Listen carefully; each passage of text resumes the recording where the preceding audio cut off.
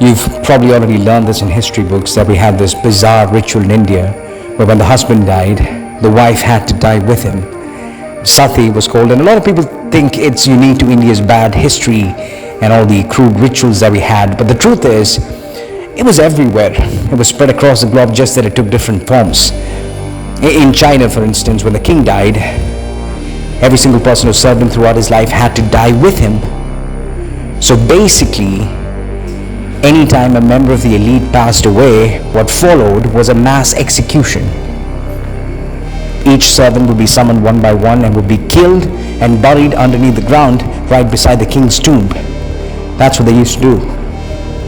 The belief was that all of these servants would continue to serve the king in his afterlife as well. This was a belief.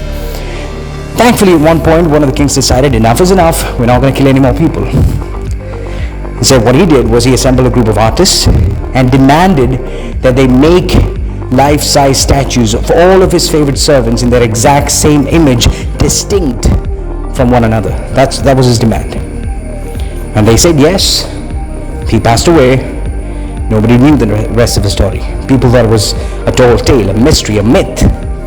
Until 1974, when two farmers in a small province in China came across the head while digging a well, came across the head of one of these soldiers. They were baffled.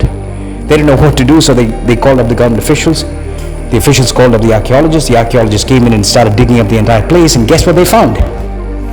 8,000 life-size statues of armed soldiers, artists, acrobats, animals, you name it, 8,000 of them, all of which are unique in its own.